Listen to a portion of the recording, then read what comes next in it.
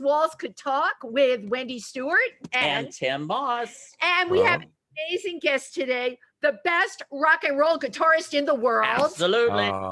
As per Keith Richards. Oh my gosh, you must be so sick of hearing that quote already. But it is the one and only Kenny OLSON. Yeah.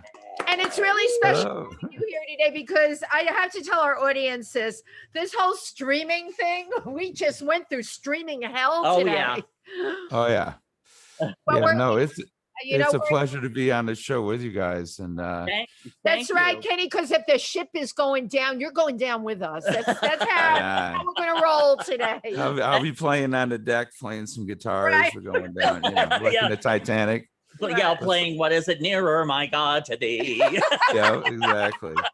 Wait, I'll be Kate Winslet on the front of the boat. Oh God, Kenny, thank you so much. I appreciate your joining us. And thank you for your patience today. So from everything that I read about you, and I looked at a lot of your other interviews, you know what struck me the most, and it's ironic, you're a really patient kind of guy. You're freaking chill. You're chill and you know, some people, I mean, you are a master rock and roll guitarist, but what I think impressed me the most is everything that anyone's ever asked you, it is always comes from the same place. You say you play from your heart and you say that it's organic. So let's just talk about all of that. I want to talk about, have you always been this way? I guess, you know, I kind of, you know, when I used to watch you remember the Christmas special, Rudolph, you know, that Island of Misfit Toys, I always kind of, since I was a kid, felt like that's the island I belonged on. So, you're on the right show for that. Yeah, you know, so we're all on the island here together, Kenny. Yeah, exactly. And as you know, as a kid, you know, music, I was blessed to be around a lot of good music and having you know, with family and friends and neighbors and growing up in the Detroit area and just the great music I was exposed to. But it was, I guess, you know, growing up as a kid and trying to, and I never had a great attention span in school, and my mind would wander quite a bit, and find, you know, guitar was something, you know, playing music in general, art for everybody, you know, becomes our way of finding our own voice in life. And I love that you brought that up because, you know, today everything is so oriented, right? I have a daughter towards, you know, college and academics or whatever. And somebody like you and a lot of the other musicians that we've had on the show, I would say that that's definitely a common thread, you know, brilliant musicians, brilliant songwriters, weren't great in school, but obviously, you know, you brought out a good point. Your family was, you know, supportive. You came from an environment where people were playing music and it was cool. So when you were like in high school, what were you thinking you were going to do? Like, what was your plan? Well, I think by that point, I didn't, I think this whole life chose me. And I didn't choose it. And I think that's kind of the difference between, you know, there's a lot of musicians that could be technically amazing and they've worked their asses off their whole life to, you know, or there's people that come from a bunch of money and are able to just place themselves in the music world. And for me, it was I just, I think it all kind of chose me. You know, I used to listen to like, you know, like when you'd hear like an old Gladys Knight record or something, and you'd hear this voice just taking you to this whole other place that, you know, just made my, you know, if I would have had back hairs on my back when I was a kid, they would have stood up when I heard them going like, whoa, that's so amazing. But, you know, I didn't get that till I got old. Yeah. You got a lot of hair now, Kenny, so you're more than making up for it, you know? Yeah, exactly. But if you need hair to stand out now, you have it in every direction. So you mentioned Gladys Knight, and I mean, early on in the game, like Jimi Hendrix, I know made an impression on you. Yeah, well, people like Gladys, like I used to imitate her voice as she would sing, because I knew that I would never be able to sing those notes, you know, in the body that my soul was born in, you know, but have the soul that wants to go there, and so I had to find that in guitar.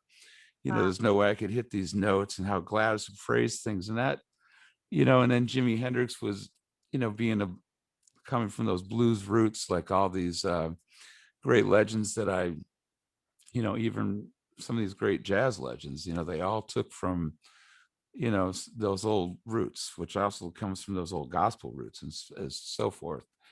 But all that being poured into me, it was just finding guitar was my own voice, like a painter, finds their own voice, like Salvador Dali, where he takes, it's all that surrealism. I've always liked music from, from all genres, from the R&B to the funk to the punk rock to the old classic rock to the blues to the old jazz from the 40s to whatever era, swampy music, spaghetti western, Wow. across the board.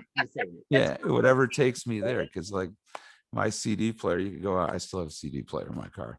I like to be able to, but it'll have everything from the Stooges to Miles Davis to Tom Waits to Joni Mitchell to Ohio players to Funkadelic, whatever, to Henry. So it's always, well, now I like to find seasonings, pour in, go ahead. I'm sorry. Now you grew up in Detroit. So Yeah. I mean, that was like Motown. Yeah. I mean, Detroit is just kind of known as like the center of Motown. Like, did that have an influence on you?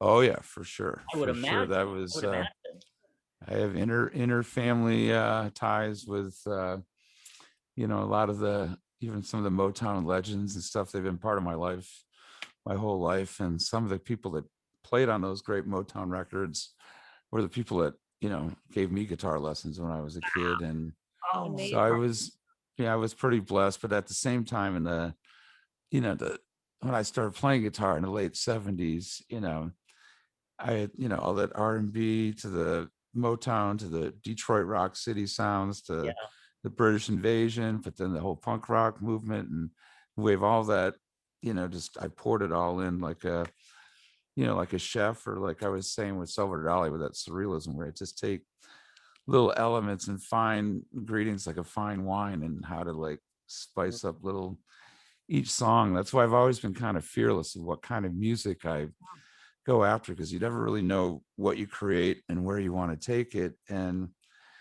I don't, just because I never like classify myself as on a shelf as what label of music I am. It's more about, I'd rather be known as somebody that could play any kind of song music, but then they can hear your own style in it. So like some of the best musicians to me are, you like take like a guy like Carlos Santana. If he hits three notes, he hits 2 notes, 3 notes in whatever song he's playing on with whoever he's playing. You go, oh wait, is that Carlos Santana? Right. And that's coming out on a guitar, not a singing voice. And but that guitar talks. And Carlos Santana said about you, I thought this was I love great quotes. Kenny lets his guitar speak for him. So that instrument, as you're saying, it becomes like you become one with it. Yeah. And and then along with that lifestyle, to be able to play like that, a lot of PTSD and everything else comes along with it through the years, because if I've had a lot of bluesmen have a bothered mind at night, especially when we turn the lights out. Just like anybody in life, we have these things, and you turn the lights out at night, and all of a sudden it's a whirlwind of like, how did I had a night like that last night. At 4 a.m. it was like, and you can't turn it off. You just turn it off. Yeah, but the thing is that you're able to kind of take those voices and put it into release it through the guitar.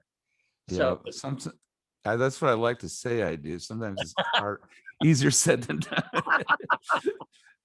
But that's there are days where it's just like anything in life. You put the negative in the universe, it's like throwing shit at a fan. It's just going to go right back at you. Right. Oh, ain't that the truth? So I'm curious. You were with Kid Rock for what, like 11 years, 10 or 11 years? Let's talk about that. Yeah, those are some crazy years. I would imagine. So now you recorded with him and toured? Yeah, that's me through the whole heyday on all the old records as the lead guitar player, and Wow. helped write a lot of the stuff, and we put together that many years ago. I joined with him in '95, Oh, okay. and I left like in '06, I believe. Yeah. I decided to quit then, but it was an amazing ride. It was Right. we I never would have thought when I was younger all the things that we did, from the like Right. saying, "Oh, you're going to be a Simpsons character, or play the Super Bowl, or play to 500,000 people at Woodstock." I mean, it was there was a lot of great things that came along with it, but obviously the music industry too has a lot of you know evil sides to it too, which create a lot of there's bad business. People come in and can kind of wreck certain things that were you know Well, going on, and it's just it's kind of got a way of people's egos clashing, right. and the music industry is full of narcissists, so it's like Right. Oh, yeah. And yeah. isn't it amazing? Isn't it amazing how the music industry is an industry about music, which is a business which has Yeah, no soul or no Right, emotion. It's all exactly. numbers and this no, and that. Right. About an industry about music, which is all emotion and love and Art. joy, and yeah, It's art. It's about art. and that clash of the two, those Yeah. yeah, two The syndicate mentalities goes. of cold-hearted Yeah. business with free-spirited music and expression. yeah, Kenny, I'm curious, how did we're all here today. What has been your secret to your survival? I'm not going to say your success. You already have your success, but we're talking about a lot of the realities of that industry, and you've ridden the wave. yeah. Have you Well, done it? Like, what was it like? Kid Rock, by the way, those were wild and I mean, he had strippers, he had, yeah. all this stuff going on. How did you survive that? Eventually you learn. Lots You of have to. penicillin, huh? Yeah, yeah. Eventually, you got to learn how to become a little more friends with the road. The road can be, Yeah.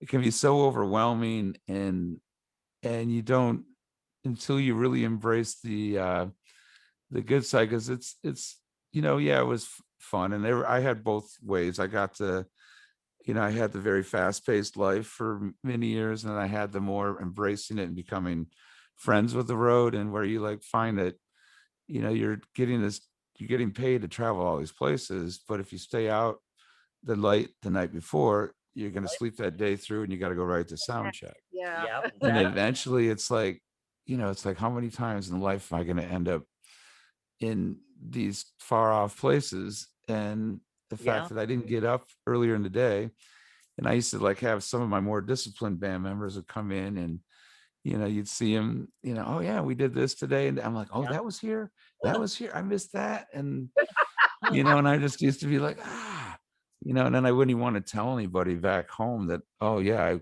could have, should have, but It did. didn't, Right. because Right. I was But so but dude, that's all learning. That's all part Yeah, of it's a life. curve. And yeah, yeah. you experience things and you figure out, oh, maybe I should change this or do Do it you a think little it was Yeah. different. just maturity on your part, Kenny, or like was there an epiphany? Was there like Well, yeah, I think wake up some people call? are, and eventually are, we got to start as we get older taking care of ourselves, and realizing that there's life is precious, and we're not here forever, and you got to change ways and stuff. And obviously we all go through that. Some maybe they try, and eventually it catches up to them, but fortunately I've been very blessed that I've been able to absorb as much of that as possible. And the people that there's so many amazing people I've met along the way that you never overlook, because you never know who somebody is. And I've saw so many people through the years just kind of diss certain people, and now I'm seeing these same beautiful people that didn't, that were just took that negative energy that was flung at them, and they turned it around proactive, and now are out there doing amazing things. And I'm just grateful that I always I've made a lot of great friends, and it's not all just been about like me. I believe in that, like Neil Young said in that song, "Comes a Time," we were right, we were giving, that's how we kept what we gave away. I love Neil It's Young. like, so it's, I got to share the same birthday with him and Grace Kelly. Oh, cool. Scorpio powers, there. Wow, yeah, Scorpio. What's your date, Penny? What's your date? I'm November 12th. Oh, okay. Yeah. Yep, hardcore. I live with Scorpio. 2 Scorpios. It ain't easy. Yeah. I bet if I asked the partner you share your life with, she would say it ain't easy. No. No, So, but it's been a blessed thing. I've got a beautiful, I've been got wonderful kids and all that, and they're growing up. My youngest is 19 now, and wow. That's wow, yeah. Yeah, but I'm in, and they're I'm very proud of them, and they're about to embark in this world that we're all trying to figure out what's going on, because obviously in the last year so many it's been just with I mean, we don't want to get too political or all this stuff, but we all, in my mind, this whole shit show that's been created, and it's well, we talk about real things on this show, and I was going to ask you, as a parent, like when we're by ourselves, we can have our opinions or whatever, but once you start to have kids and you see this world, especially the last couple of years that we're serving up to these kids, it's like, wow. Yeah, it's and it's hard to say, because they're you got to be honest with them and everything that's going on, and it's like my family's interracially mixed, both my marriages and all stuff, and my family is, I'm very blessed because I come from a very diverse, beautiful family where nobody, there is no judgment or far extremist in my direct family. So, but it's been scary for all of us to watch some of the people come out of the woodworks with what's going on in this world, where it's these certain assholes feel like it's all right to come out of the woodworks and act the way they do. And it's kind of overwhelming to think that so many people, there's still people out there that are in this mindset that we thought, in history, because history is really not that long ago. As we get older, we look back and, it's like 20 years, it's like we're kids, 20 years seems like forever. 20 years from now, wow, I could live 20,000 lives, which I did in 20, in my years on this planet. I don't know which life I'm on right now, because there's been reincarnation in the big picture in the universe. Then there's been reincarnation in my own, in your own life, in my own steps in life. And while you're here, because while we're here, we wanted, I just believe you gotta, it's that karma, just the more becoming one with the universe, and as much knowing as you can be and in tune is where we want to be in this life when we go to the next, because we can't take all the material things. And I've held on to I had years of that, going to bed at night just being mad at the music industry and everybody that screwed me over, and all these records, why am I playing on people's records if they don't do the right thing? And you go through all that, but then you're just drinking a glass of their own poison. They don't give a shit. It's like you just. No, they don't. They're going to go on no matter what. And the only one you can control or change is yourself.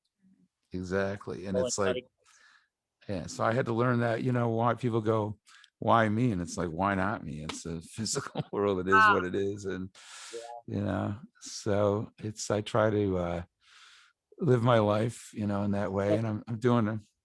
See, I always find it interesting to kind of go back to the beginning and like your progression, like how you grew up and got and discovered your passion for not only the guitar, that you had a talent for playing guitar, but just for the passion of music that flows through it, because that's something that's partly learned and partly innate. Yeah, it kind of, that's. I'm glad you said that. It's very blessed that I found it, because I don't know where I would be without it, to be honest. Right. Because I, like I said, I didn't do well in school, and I remember as a kid, trying people. doing all these crazy things in my mind to try and fit in or Right. follow in other people's footsteps, not knowing how to even create and beat their own drum to beat to, just following the masses. And I had to, like I said back earlier, I defined that as my kind of like my little hiding place to go into, like when people, I guess like a scorpion, they want to go crawling around. That's my safe zone where I'm more comfortable. Like I've played the biggest audiences that, not bragging, but like, from Super Right. Bowls to Cool. festivals and all that stuff, where like walking out on stage, to me, it's second nature or first nature, really. It's really not even, I don't know where that was termed second nature, because it's so, I don't get nervous. I get excited to play to a bunch of people. But if I have to sit in a room and talk to 10 people, I'm nervous as shit. I mean, it's like, I'm waiting for the heckler in the audience going, like when I've tried to do guitar seminar things, and there's one guy ahead of everybody else, and he's over in the corner like, and then asking these awkward questions where it's like, all right, kid, biff, get out of here. Bye-bye. Yeah. Some security, get him out. He's asking questions I don't know the answers to. I wanted to find out, so you have your group, the Kenny Olson Cartel. Did you format as a reaction to leaving Kid Rock and that part of your life, or was there time in between? And you have your own genre within the Kenny Olson Cartel. Talk a little bit about that. That's very interesting.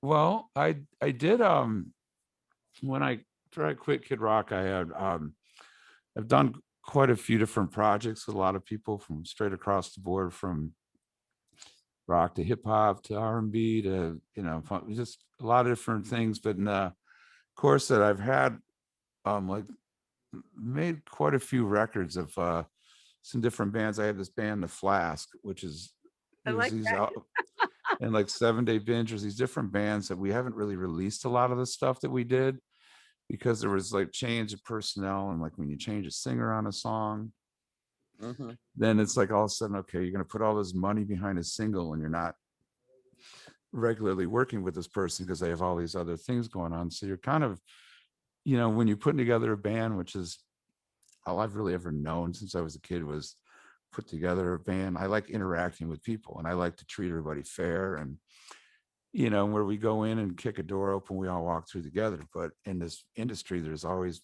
people dividing people, and people stroking different people, trying to hold on to a singer without their ego being stroked by somebody else. And then all of a sudden they're like coming in, and all of a sudden, okay, it becomes all about me, me, me, me, me, me, me. And then it's like the rest of you are sitting around like, really? Is it? You're I dealing saw with this from egos. You're dealing with narcissists. You're dealing with egos. Yes. So I've got. So, but everybody that I've worked with through those years, those are all my close friends and good people. And the Cartel record was kind of a combination of a few of those projects that I was doing. Because what I'm actually doing right now is this thing, The Beautiful Mistakes, which is kind of a vision. I mean, I've had this vision and started doing this a long, long time ago when I was still a Kid Rock. And I was, doing like the Hendrix tours and stuff, and performing with like Hubert Sumlin, who was Howlin' Wolf's guitar player and who was the first rock and roll guitar player. If you asked Keith Richards or Jimi Hendrix or Billy Gibbons or anybody, they'd be like, oh, Hubert. And I spent a lot of time with Hubert on the road, and Mitch Mitchell, Billy Cox, Hendrix's old band, and all these Buddy Guy, all these like different legends. And I was Bootsy Collins and all these people I was playing with, and Paul Rogers, and what mentors that you and I never thought when I was younger I'd have a chance to play with a lot of these guys. And I remember Greg Allman, of all people, I thought it was a prank call. He called me on the phone and said, it's a long time. He goes, you need to do a record like what Carlos did with all these younger guys, but you need to do a record with all these, all these older guys while we're still around. Yeah. And unfortunately, a big list of the people that I became friends with and I was able to work with, but not, like I wanted to bring them in on this record so they could have a chance to tell a little of their story. Because there's guys like Hubert, for example, that, there's so much that he did in his life, but a lot of people just don't know. People don't read record. I mean, I've played on, I mean, how many millions of records sold, and these other people I know have too, but there's nowhere for people to go and see who played on what. You know, you just get, We've there's talked so many about, musicians that have been taken advantage of. And I'm like, I know the guys that have played on thousands of the biggest hits ever, you know, Yeah. like drummers like James Gatson or, you know, Bernard Purdy, or you look at these guys that played on every thing that's ever made us jump up and go, yeah, dynamite. You know, it's like, and people don't even nowadays know who a lot of people, all they know is the name that's the main artist who took advantage of everybody and took their talents Yeah. to Right. take credit for it all. Uh-huh. And all the money goes in their pocket. Why some, like, I can take you to Detroit and introduce you to people that played on some of the most famous tracks Mhm. that you've ever heard. And they could be working in a gas station or wherever, or just not even, you know, have people doing benefits to help them keep their water on or pay for them to even get some new paint. Their house is painted because they're falling apart Yeah. and they're 80 years old, and they're, you know, it's like, you After know, there's all they people. contributed, yeah. all they contributed to our Yeah. culture. I Uh-huh. Yeah. I And they, remember hearing, I don't know if you've ever done Rick Cheddar's show, but that's a radio host out of, I think he's Nashville. One of the things he talked about that bothered him so much was on the street corners were these very well known musicians, name guys in their 80s, and they were playing for money on the street corners during this pandemic because they had, ah, yeah, this is, I mean, you know, oh yeah. kudos to you though, for you said something I do want to go back to it. Nobody will know who a lot of these great people are who played on all these albums unless you shine a light on them, and that's what you're doing. Mhm. And you know, I want to commend you for that, because I totally believe you can't move forward unless you know where you came from. And we've got kids coming Yeah. up every day. I want to be in the music industry. I want to be be a musician. Now more than ever, there's so many independent artists. Well, you got to Yeah. pull from somewhere. You have to, you know, have some history behind you. So thank you. Yeah. And they really, like a lot of these, you know, there's some good talents that are out, you know, but it's, you know, there's so much in the internet now where people just read or they think I they know things about was things. just gonna say that. And everything in life is really about the journey. It's not about the, you know, something that at the end of the day, end result. It's everything that you learned the whole way through. And I believe in life, the day you stop learning is the day you stop living. I mean, I'm learning every day. And even when people are teaching other people, you know, if you're really teaching somebody or if you're producing an artist, unless you're learning while you're doing it, you're not teaching them anything, Right. you Mhm. know, because you're not stimulating your brain yourself to even, you're just regurgitating versus speaking, you know, from here and here, from a place Yeah. that's has some soul and substance to it. And so much of what's, a lot of that's so missing today. And I don't want to be that old jaded, you know, whatever, you know, it's because there's, I Yeah, well, like all kinds of music and I I know what can, you're saying, you know? you know, here's some cool modern thing that, you know, I'm open-minded to, and I'm not like, oh, it's got to be this or that, you know, Right. like, Right. you know, I love, you know, I've played on every kind of style of music because I've been fascinated by it. You know, I remember when Derek May, who was one of the godfathers of the whole industrial and house music thing, he was my neighbor in Mhm. Detroit. We lived down in Russell Building down in Eastern Market, and he created that whole thing right there in Detroit. That's why they have like the big techno festivals that come to Detroit. But he goes over to Europe and he's like Mick Jagger over there, you Mhm. know, and it's, you know, so even like that kind of stuff. I remember when dubstep came out, I called a friend of mine that was doing a lot of stuff in Atlanta because I go down there and I was like, I want to take the challenge and play in a dubstep song. And that's not an easy challenge because the song's like, it's like, how do you count this shit? But It's like, that's there's no, you that's just get great. lucky. Challenge yourself. I Yeah. love that. Yeah. Yeah.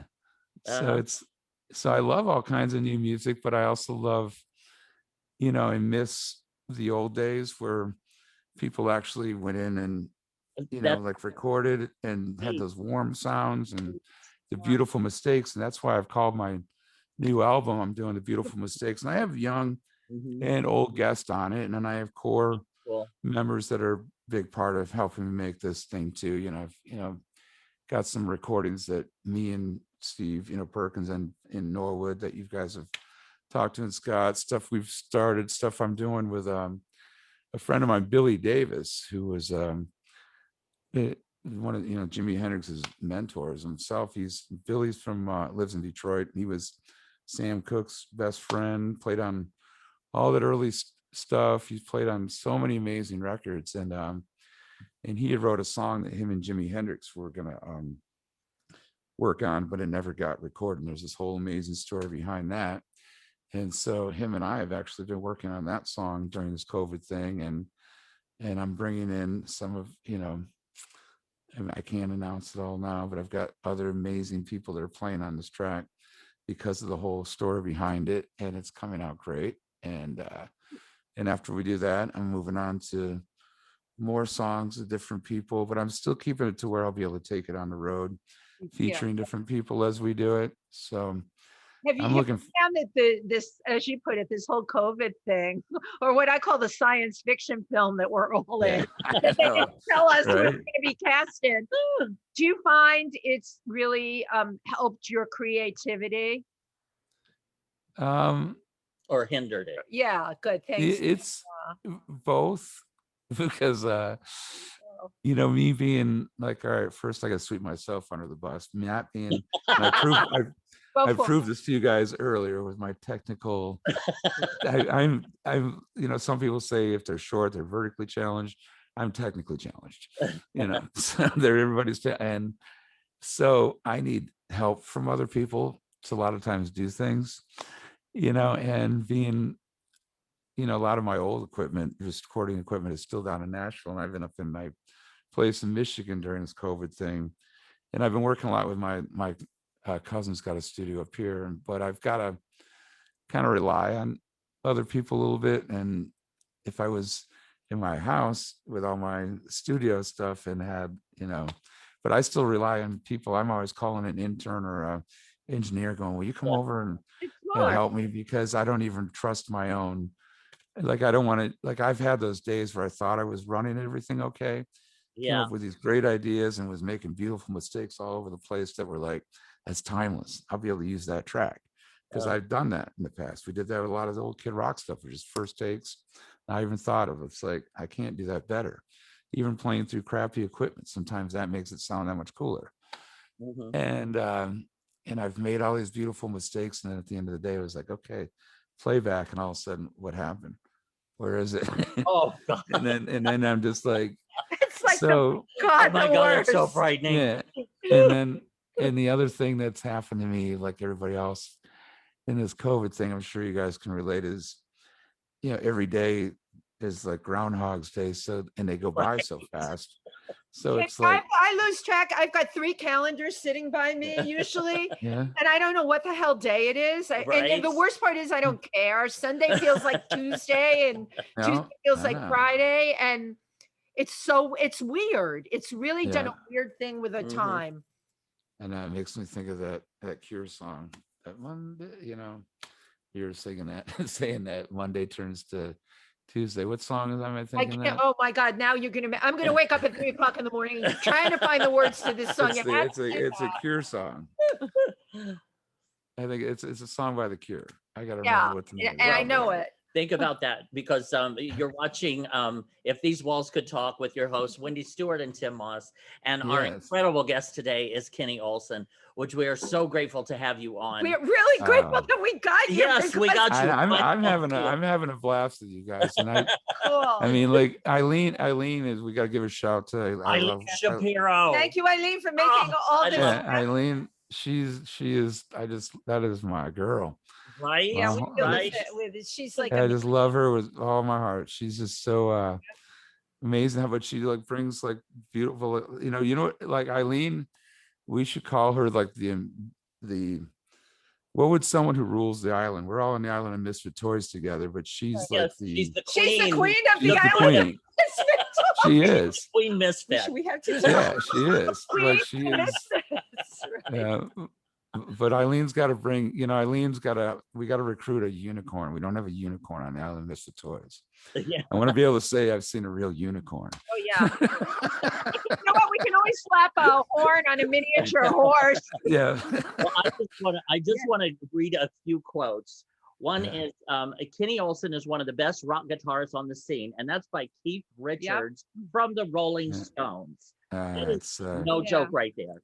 I love listening to Kenny play. He's got a real voice with his guitar, which is a rare talent. That's Paul Rogers from Bad Company. Wow.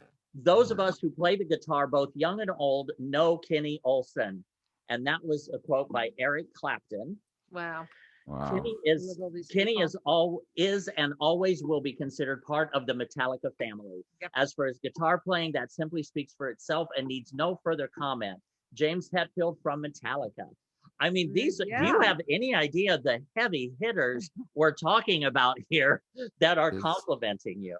It's pretty overwhelming, and I'm feeling very blessed with all the, and they've all, so many of those people have out there that are just, I wouldn't have, I've still, like, when I heard those quotes too, I was like, what? I mean, I remember, like certain things that kind of reminded me of that we were blowing up back in the day, but those things were like, wow. I mean, I thought it was one thing when, we were, I remember it was funny. We were in Amsterdam back in the 90s, and a friend of mine came over and met me at my bus that was parked right along the canal there, and I almost fell in the canal, which you could die of like 1,000 different diseases. Yeah, I've seen those canals. They are beautiful. And then I decided to go on this walk with him to the red light district and go to a coffee shop, Yeah. and got a coffee from the coffee shop. And it didn't even have to drink it. It just somehow vaporized into and but no, so I remember, so it was, I'm like, let's go for a little walk around here.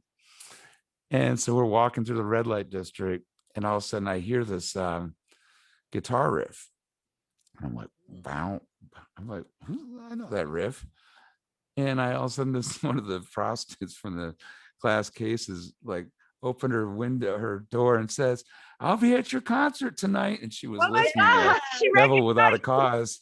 Great. And I was like, wow, I've made it famous. One of the prostitutes in Amsterdam listens to my music and knows who I am.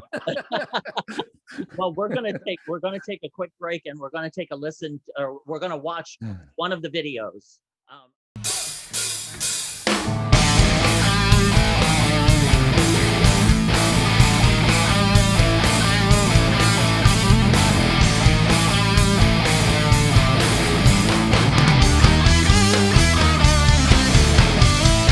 She got a black cat bone, she gonna do me wrong, driving me from my home, trying to bring me down, giving the run around. I'm about to come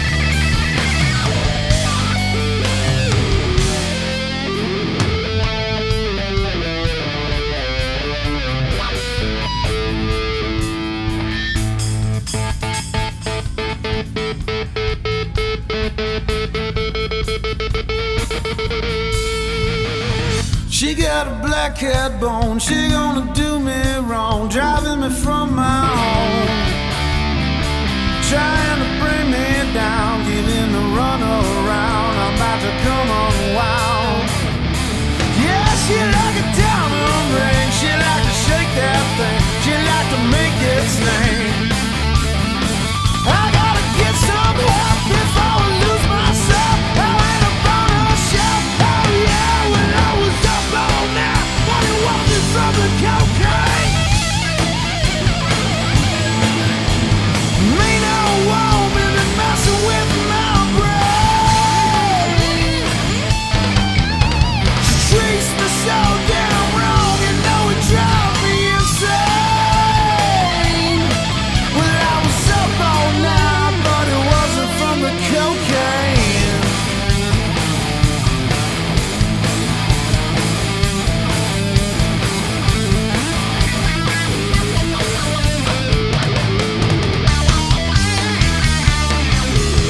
Cocaine!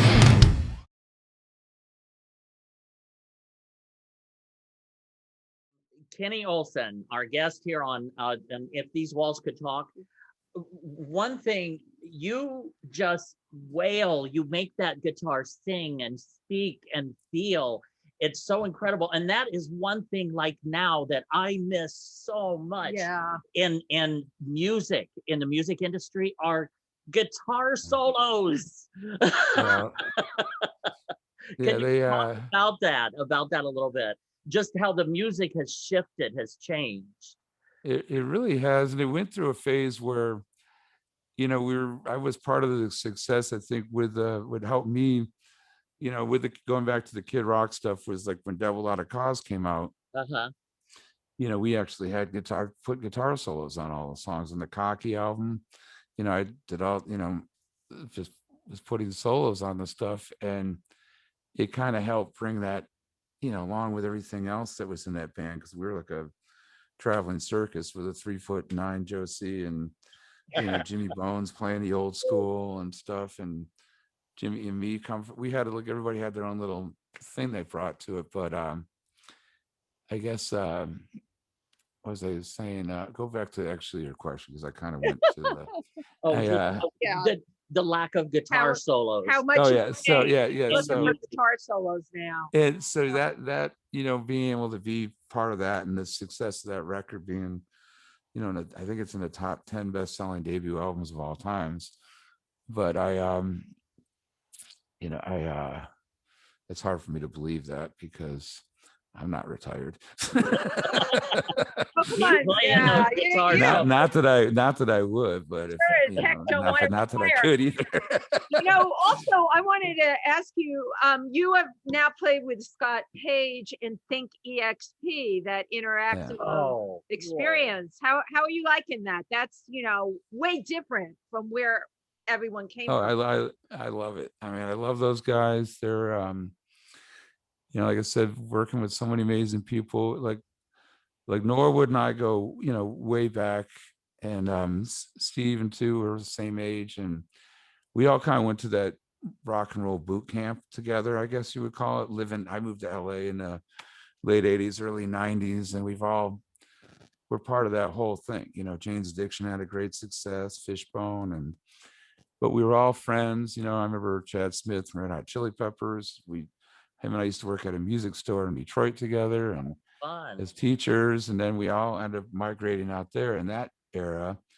And you know, I had some really cool bands too, but they didn't stay together, and I ended up going back to Detroit from LA during the earthquake in Northridge, the big earthquake that hit, because I didn't have a home at that point after the earthquake hit to go back to. So I was back in Detroit area, and I was playing with Scott Ashton from the Stooges, you know, and Scott Morgan and it was a band that Wayne Kramer from the MC5 had put together with those guys, and Wayne had moved. So I started playing guitar with him. I'm like, cool, you know, growing up on the Stooges, the MC5 and the Rationals and Fred Sonic's Rendezvous, and I'm playing with the band members. You know, they're older than me, but it's like cool, because they're the ones I, you know, looked up to. And then while I was playing with them, you know, I'd found out, you know, that that Bob Ritchie, Kid Rock was wanting to put together a full band thing, and we put together the Twisted Brown Trucker Band around his whole hip hop thing he was doing, and the next thing we knew it, we got a big deal with Atlantic Records, and before we knew it, we were, it's a crazy. It was like, whoa, here we go. I mean, and I can't imagine some of the experiences that you've had. You mentioned earlier about Super Bowl. I mean, you played the Super Bowl halftime. What was that like, just stepping out there, surrounded in this stadium? It was intense. It was pretty wild. And we played the halftime where Janet Jackson's, the boob shot from the malfunction. She had the wardrobe malfunction. I remember that. Yeah, but I'll tell you a really quick funny story. I'll try to be fast with it. No, we love funny stories. Okay, so they already, like, before the wardrobe malfunction, which it was, I don't know that it wasn't planned. Like, people like have skeptically, there's been this theories of, it was planned, whatever. I'm like, no. Janet didn't plan on showing her boob, like. No one ever does, Kenny. Yeah, here's my Norton. I had a friend when I was younger. He used to call the boobs Nortons, so I thought it was hilarious. Nortons.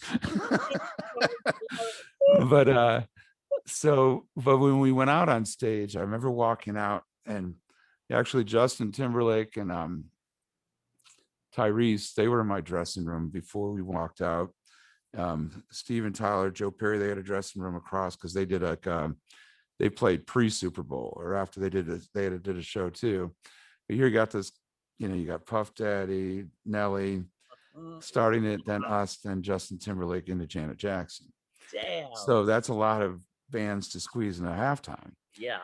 Super Bowl performance. So we go out, and Nelly and Puff Daddy get off the thing, and it's our cue to go out there and play. So we're getting ready to play, and the first thing that's controversial is Kid Rock's got this American flag cape on. It was just a cape, it wasn't an American flag, and he comes out on stage and does his front man like, and then throws it on the drum platform, and all of a sudden they're like, oh, he threw the American flag on the floor. Which, like, they're like thinking, because it's Super Bowl, this isn't good. And they don't have much time for post editing with this stuff. Right. So then, it gets to the end of our performance, and at the end of every show we do, I'll take my guitar pick in the audience that's right out in front, and I'll just kind of throw it out to them. And I've never been like the greatest pick thrower, like Rick Nielsen at Cheap Trick. Rick can like take a pick and flick it 50 yards and land. He'll tell you where it's going to land. Exactly, right. And like me, they just curve. It's like a golf ball when you try to drive it too hard. It goes, yeah. So like with me, like in shows in the past, there's always been those people up in front where I'll damn near fall off the stage to make sure they get it. Hand it to them. Because there's always some, or there's some little person that you really, take to heart, because they're just in there getting clobbered by everybody, and they want, or special needs, or some. I do a lot of stuff with Make-A-Wish and St. Jude's, and I want to make sure those people get it, so some big person doesn't come over and hurt them or grab stuff. So like I said, I'm not confident. Throw a pick out to someone, be like, hey, there you go. Because when you miss, it looks stupid. It's not like one of those things where you go to throw a pick and it's like, hey, here you go, and then it hits the ground, you're like, loser. So they had some people out on the field that were, too far away from me with my pick flicking skills that I thought I could reach them. So usually I throw the pick and then I wave to the audience and walk off the stage. So I decide not to throw the pick, so I wave to the audience and I go like this. And I and all I did was I flipped off 50 million people at once. Wow. So this is all of a sudden, okay, wait a minute. The guitar player, Kid Rock, Kenny Olson, just flipped off everybody in the world. And I'm like, kind of at this point, like, should I go along with this? Because one other opportunity, why would you flip off 50 million people and be like, when else would I have an opportunity to do it? Yeah, really. It's out of love, Johnny Rotten, like Johnny Lydon, he's Sex Pistols. He loves people, and Oh my Right, he used to God. flip them off, and you'd flip them off back and be like, yeah, it was Yeah, all well, part of the punk rock thing. Well, luckily Janet's tit fell out, so Oh yeah. Oh, took a really? chance Yeah, away I from you got- flipping off 50 million. oh yeah. God, everything was happening at that show. The flip off, the Otherwise, picture. otherwise you would have been the Yeah. headline. Oh yeah, they did a later coverage of it. It's like they don't even show me at the end doing the thing. Oh, okay. Yeah, you know what, You Kenny? see it from The a signing. will always rule out at the end of the day. No flip off can compete with a tit. Remember that. Yeah, yeah. Awesome. A good bird is like a good mic drop, Yeah. Now, Fender. Let's talk about Fender, because see, I'm a singer. I'm an entertainer myself. Actually, Yeah. I'm still a Midwesterner. I'm originally from Indiana. Oh, and right on. Not far from Fort Wayne, where Sweetwater's. Ah, Yep. You got Oh, yeah. Sweetwater's there. Sweetwater's, Yep. yeah. But when I was on the road, we always had Fender amps, like for the bass player and all of that. I guess I never realized that Fender, the quality of their guitars as well. Oh yeah. So now Yeah, you're a spokesperson for For Fender? Is that Yeah. I've been with them. I've been playing Fenders my whole life. I used to have a little Fender Princeton reverb that a friend of my family's gave to me. And I used to put it on my paperboy wagon that I saved up my money to buy my first Fender electric guitar with. Oh my With God. this old little tube amp, and I dragged the radio flyer down the sidewalk in the suburbs of Detroit, going, going over the jam with my buddies. So my first, So cool. I mean, I had a guitar, a couple guitars before that, but they weren't that great. Nothing that I could even declare the model of or any. But got my first Fender Mustang guitar when I was about 10 years old, 11, and I saved up.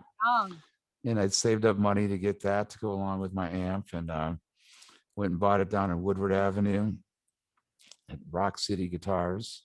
And that became, but I mean, I was with Gibson, there's a lot of great companies out there, but Fender, it kind of like my sound around that, and I have an old 64 Strat that I've had since I was a teenager, a Fender Strat that was, and it's like a part of me, and that created a lot of who I am. And, they've done, Fender and Gibson, they're still the main staples. I mean, Gibsons are great because they're made right in the Midwest like you and I were, which makes us all awesome. Kenny, what guitar is right behind you there? What do you have behind you there? Oh, That guitar. oh, that's a decoration piece. It's an old, I think, what is that? Oh, it's an old Kingston. I mean, I have a lot of old guitars, but Do you collect? I'm down in my lower level, so we don't have my place up in Michigan. I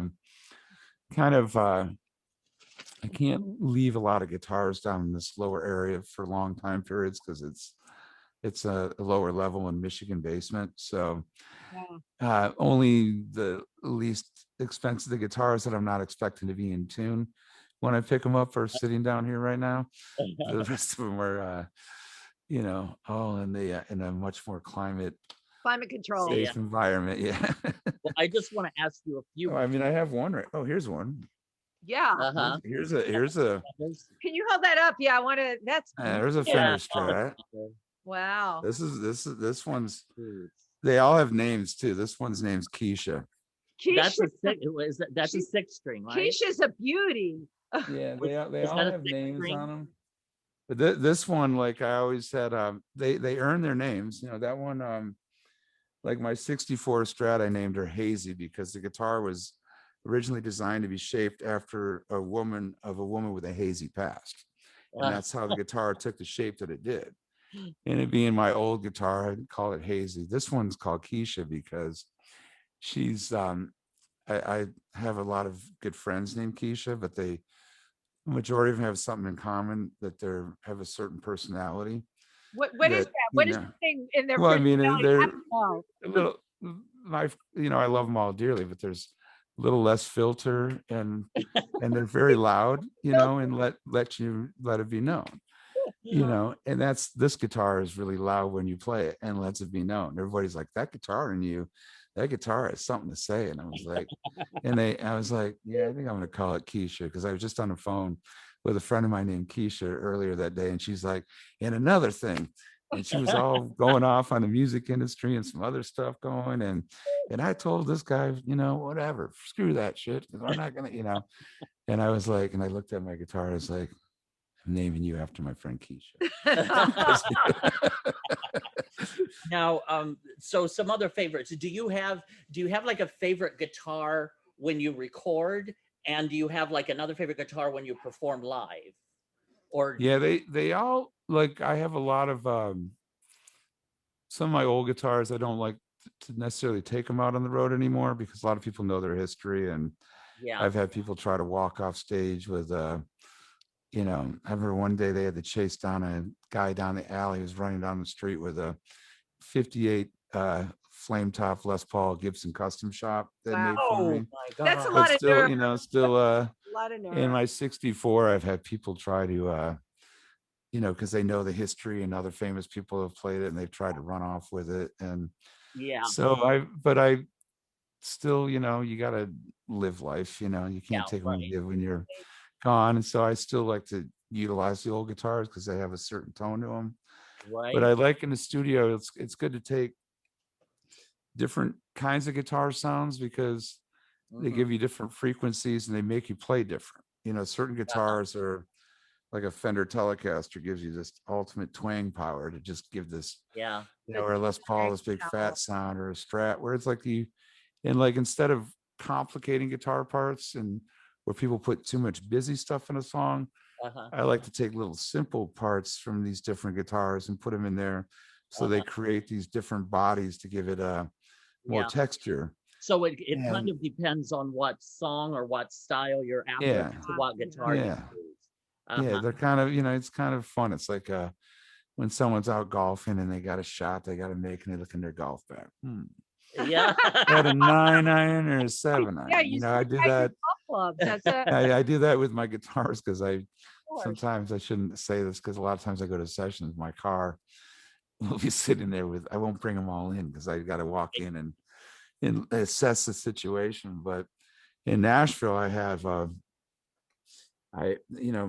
have a place there where we just have like we're like a lot of other places, music studios and stuff, where we just store a bunch of equipment. So most of the studios are all within 3 blocks of where I keep it at. So I just go in there, and instead of carrying a bunch of stuff in there, I'm be like, all right, we're gonna need a Les Paul, we're gonna need a Telly, and a Strat, whatever. We're gonna need a Fender amp, we're gonna need an old Marshall. I'll be right back. Or send my guitar tech over, and they come back and set it up. That's amazing. And you go and you get them, and you have the perfect guitar. I'm curious, do you play some guitarists, or what, ambidextrous, I guess they call it? They can play with both hands. What's your deal? My deal is, well, I mean, the only thing you learn how to do a lot of stuff when you're right-handed, but if you're a guitar player, you become very active with your left hand. And here's my weird thing here. Okay, so I'm gonna put this hand, I'm gonna put this hand. Oh, wow. Now you see how my left hand is longer than my right hand. I was gonna say. And that's, from playing guitar all these years. Wow.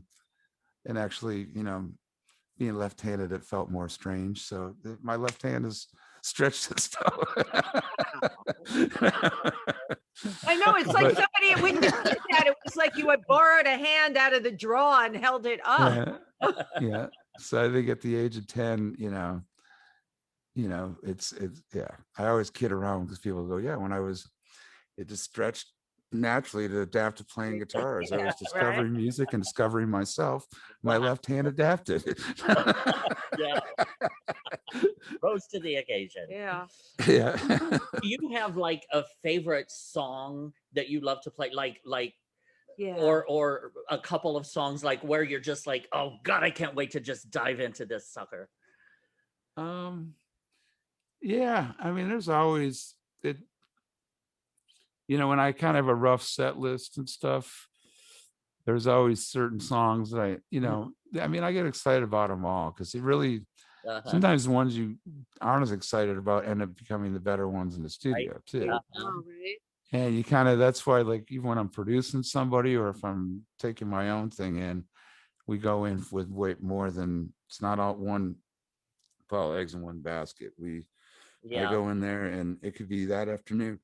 All of a sudden I look at the artist I'm producing going, you know what? I don't know if it's just me, but I think we got this other song, I think, is a sandbagger because it sounds way cooler than it did, and then, but people overlook stuff too, a lot of times, because like I'll take an old, like I'll have, it could be like a, say, young, I'm just going to use an example, like a 20-year-old girl that just started playing guitar a couple years ago, but is a great songwriter, has this beautiful voice, like this nice folk voice, but a mediocre guitar player. And a lot of times in Nashville, you'd see people, and it would frustrate me because they'd come in, and even though they're all my good friends and the 18 players, and they just chart out the music and then just play it. And and then it's like you take this the demo that you'd hear in the first place would have more soul and vibe to it than this big production thing where all these musicians. So I'd like to, like, I'm one of those people who would take this girl would come in, and I've done this before, that's why I'm using an example, where she's like, well, so I have my guitar, but I thought these guys were going to play. I was like, you're going to play the guide track and everybody's going to play to you. Wow. Because otherwise you're going to listen back to this later and it's going to feel a little bit different time-wise. Yeah. Your phrasing's not going to end on the same thing. And you're going to like your demo better than the actual recording that you paid all this money for. And you're going to fire me for, that's called covering your own butt. yeah. So, but other times they don't see that, but and I've learned that enough, from my own trial and error stuff too, and my own journey with it all. So I feel very strongly about that stuff, not overthinking, even going to the equipment stuff. A lot of the stuff that even on some of the old Kid Rock stuff, I remember I did the solo of the song Wasting Time on a little $75 amplifier. Yeah. And it was just, I was feeling the groove. We started working on the track, and Misty Love and I were in there and we just started like jamming, throwing down, and I was playing through this little amp. That's the track that's on the record that sold 13 million copies. Yeah. And I could have went back and redid it with a real amp, but I would have thought about it, and I would have been like more, same riffs would have been there, but they wouldn't have been, when you're not thinking about it, and a lot of that soul and music is that little hair behind the beat. When people are thinking of things too much or pushing it, then it's all like, there's no like forced. It's not organic. Or the technicality. Yeah. Because it's technical and less emotional. Yeah, and it's just like it's like in two people like in a relationship or something. You can't just, it's very similar to just, people coming together and not, I don't know. It's got to be nurtured. It's like music needs, and you've just got to foreplay. Yeah. Yeah. It's not like, it's not like we're a bunch of hamsters all like, yeah. Here, there's a song.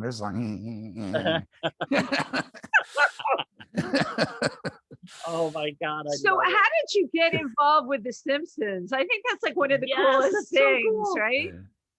Yeah. That was really cool. That was, through the whole Kid Rock camp where they had us as the band playing Spring Break, sponsored by Duff Beer. Which I thought that was my favorite part, was seeing cartoon characters of us in a big old blown up beer can, Duff Beer, sponsoring our stage. But that was very cool. I have a funny story with that. I have the original drawing here. It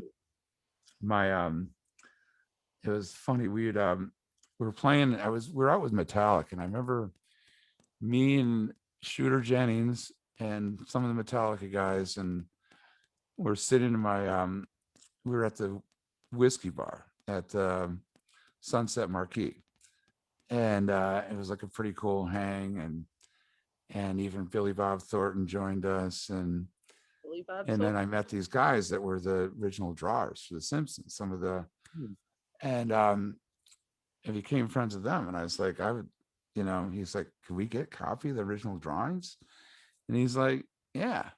So he sends me a copy of like a picture of the drawing of me. And it's like, from their thing, it's just a copy, photocopy.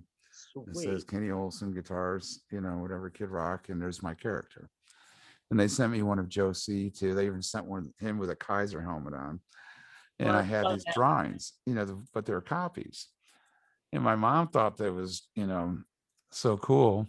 But she had a friend that had some connections and somehow was like, yeah, I know so-and-so, and, with this, my mom not knowing behind the scenes who's who, whatever. Aren't mothers great? Yeah, my mom ends up becoming friends, and like they thought it was cute when she called to get the original drawing. My mom ends up on the phone with Matt Groening, and he thinks this is the coolest thing, that Kid Rock's guitar player's mom, Kenny Olson's mom, is wanting this original drawing. So he had the original drawing framed and sent to my parents. It's a great story. And I'm like, Christmas morning, I've got this frame underneath the tree. And I'm like, I don't expect anything. I'm like, I get the same thing for Christmas every year, socks and a flannel. I don't want a bunch of other stuff. Not that I've got great family and parents, but it's just Christmas is more about being together. We're not one of those families that are all like, I'm like, what's this big thing? This is cool. Yeah. And I opened it and there it was. And I always, I cherish that whole story behind all that. And really being part of The Simpsons, it's quite an honor, I guess. It's absolutely huge honor. Absolutely. Yeah. Oh my God. Well, Kenny, thank you so much. This has just been so fascinating. Oh, I'm having a blast. I want to come there and give you guys a big hug and hang out. Yeah, exactly. We're in New York. Well, whenever you're time, coming here, when things get like normal again, whenever that is. Anytime you're in New York, you let us. Because I'm, New York is so dear to me, because that's where, a lot of my beginnings in my career. The Roger Probert, who used to, he signed like bands like AC/DC, Christopher Cross, Bruce Hornsby back in the day. He was from the UK. But then he was in New York and he ran like Pat Kenny's clubs, like the Cat Club and Bitter End and Kenny's Castaways. Yeah. And he was the consultant for those clubs. And so my first showcases, and I got my first record deal, was coming to New York. And same thing with even the Kid Rock thing. It was like, it was Jason Flom, Andy Karp, everybody out of New York has basically been a big part of my success in my career. I mean, I have my peeps in LA and stuff too, and Detroit, but and like Pete Shapiro, who has the Brooklyn Bowls and stuff, he's been doing really well. He's a very old, dear, close friend of mine. And so many, New York to me is like, New York is one of my favorite places. And I'm having withdrawals right now because I don't think I ever went a year in my life since I was a teenager without going to New York several times throughout the year. Yeah. I mean, this is the first time I've not been in New York in a couple of years. But more virtually today, and you would love where we're broadcasting from. We're at PANGEA Restaurant on the Lower East Side. This is the home to musicians, cabaret artists, performance artists, and we just love this place. Mm-hmm. And if we're going to do a show called If These Walls Could Talk, it's got to be from PANGEA. Yeah. So when you come in, I know where this is where I definitely. Now I want to be there even more. You guys already like wanted me to like jump into the phone.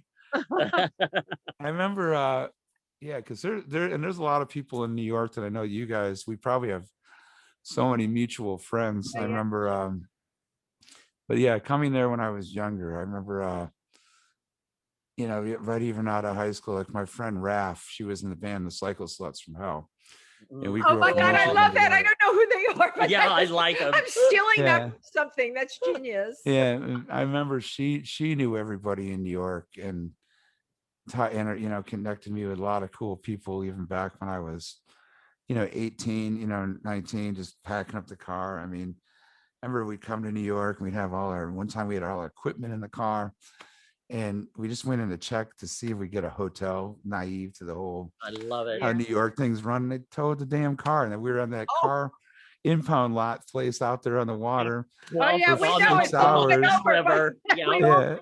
Was the equipment still there when you went to get? Yeah, and unfortunately, that was fascinating. the whole time in line. I'm all nervous. I'm like, is my guitar gonna be there? Yeah, well, My you were very lucky suitcase? because sometimes not. So Yeah. Yep, that's a true New York story right there. you got it. Yeah, but New York is, I just love it there. I've had so many amazing times in New York. And when and even like going to like places like London and Paris, where I love them as major cities. When you talk about the bigger cities in this whole world, Incredible Europe. like, you go over to Japan, like Tokyo, it's so big, it takes 2 hours just to drive from one side to the other. And it's and like, London, is awesome. Paris, but like New York to me is like the epitome of the city of America. It's like I love hearing. I was born here in the Bronx, Yeah. so I love hearing you say this. Yeah, I mean, I love New York. I remember when I saw John, I went out and I had to have one of those I love New York shirts when John Lennon first had one. Even back when I was so young, I was like, now that's a hip shirt I gotta have. It's like I had to have my Cream magazine shirt, and Yeah, and the I had Cream, to have, Cream magazine too. Cream magazine. because I grew up with those guys, and a lot of those guys that were part of that in Detroit, and their office was right around the corner from where I grew up, and I used to ride my bike up there before I even had a driver's license and be like, hey, what's up, guys? You guys gonna do the Midnight Madness thing? Can I set up the band out in front and play in front of the office? I was part of their advisory board when they were coming back, and it was me and John Varvatos. We lost you. We can't hear you. Audio. There you go.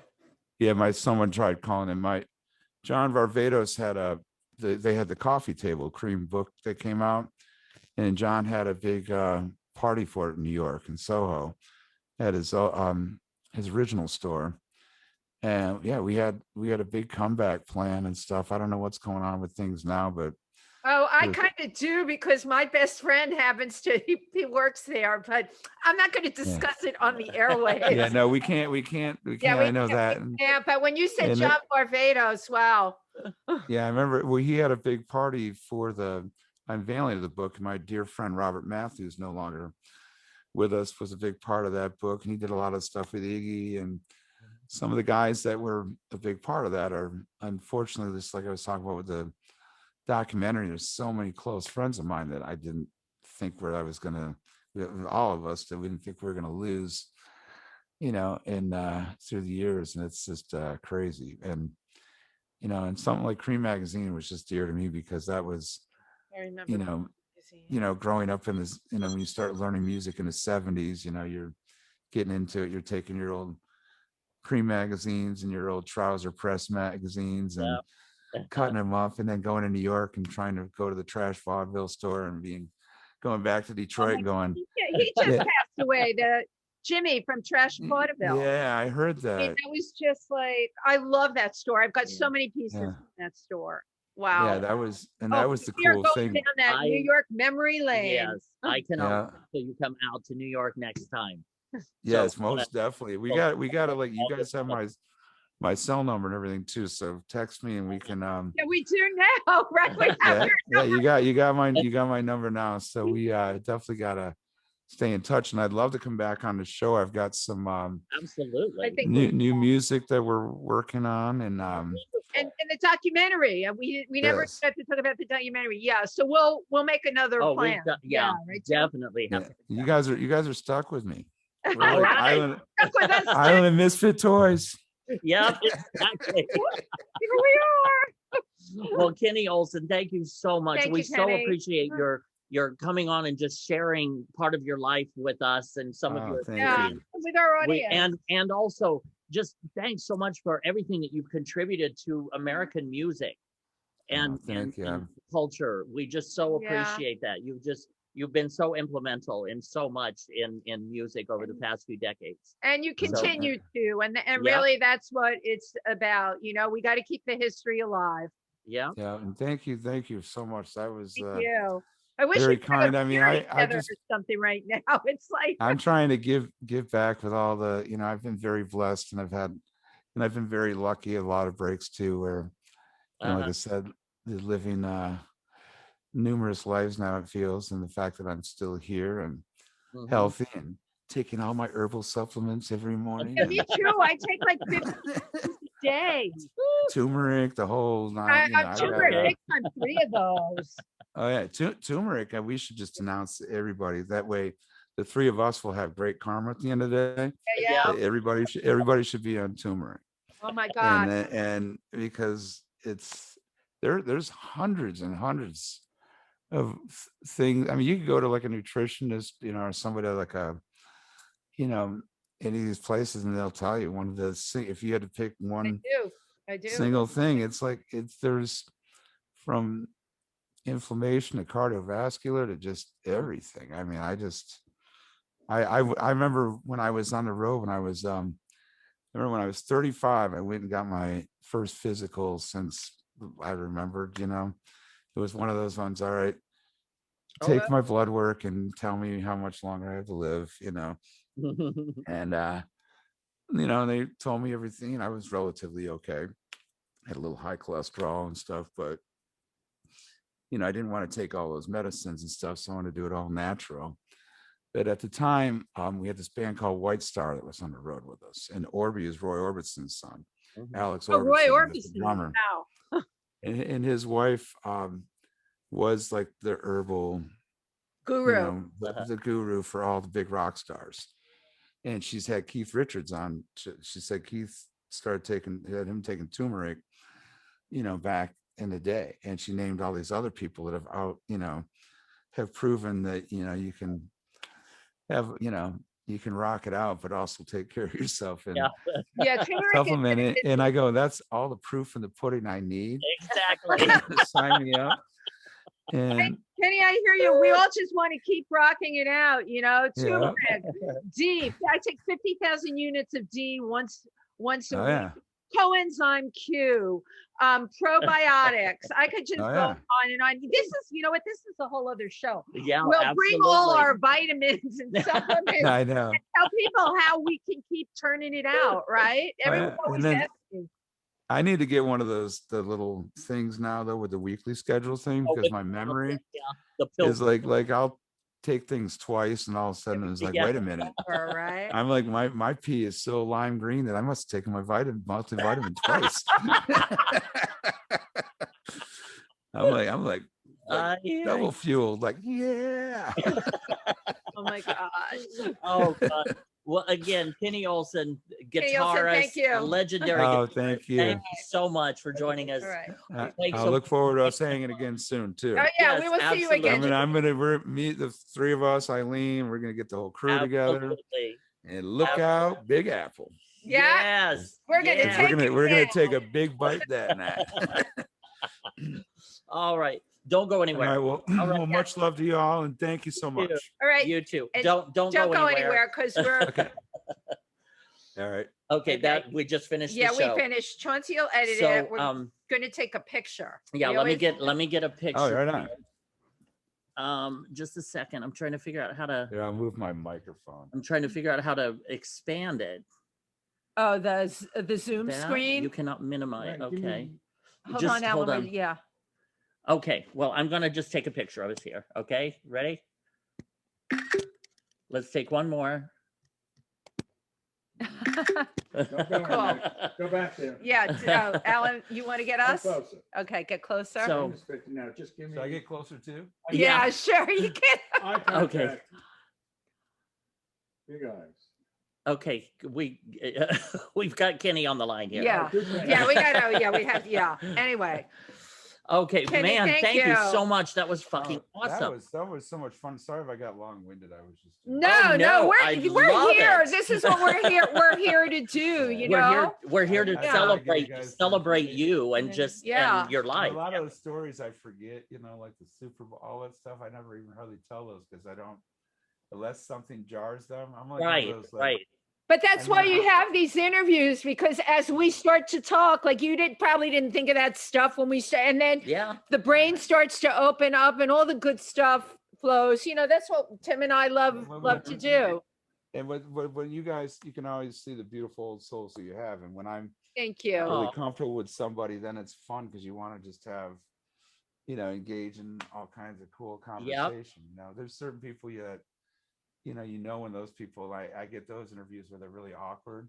Yeah, right. They're like, you know, like, so you ever seen Pamela Anderson's boobs? You know, so tell me, you know, like, you know, it's just like whatever kind of stuff that, you know, people, you know, it's great to be, you know, but you know, that's the thing, like going back to Eileen, she's, you know, Eileen always knows when she's like, at this point, she's like, you're going to become, they're going to become your lifelong friends. So just, you know what, that's Eileen. Everybody becomes Eileen's lifelong friends. Yeah, we're all part of Eileen's family. Eileen. So we're all cousins and nephews and on the island of misfit toys. We need to give and you know what we should all do? We should start having our own little, like every year, you know, like we can call it a business trip to an island, you know. Hell yes. Maybe we have some think tank brainstorming. Hell yes. That's a fabulous idea. Yeah, we were both we're so of that, you know, we would go and do it. So yeah. And then we just have people that follow us around because they might be like, you know, Wendy and Tim or Tim Kent, they were talking about this thing, and it'd be a great idea. It's sometimes good just to have people that are absolutely. But I think that it'd be cool that we have our own island of misfit toys, where we go to an island that, you know, where we just take it over and absolutely and do our thing. Take it over and do our thing. Kenny, thank you so much. Oh my God, this was so great. And we're gonna, you know, because of everything that came down, we'll get it. It'll be edited. We have, you know, our producer will make it look nice, and then I'll share it. Tim will share it. Let me know. You can share it. It's a good interview. Yeah, I've had so much fun. These are the kind of ones where I'll look back and be like, all right, do whatever. It's all good. It was all good stuff, not somebody that asked me some weird awkward thing and they're like, no, we're not. We're totally not that. You guys are beautiful old souls. That's what I love. Well, likewise. Thank you, Kenny. All right, you be well. Stay safe, and we're, you know, hopefully coming out of all of this in the next couple of months. Yeah, exactly. There'll be a lot. Come to NYC. I need a bite of the apple. Yes. Yes. All right. All right. And I'll like I said, make sure you guys stay in touch. We will. We promise. Definitely. Okay. All right. All righty. Okay. Bye-bye. Bye.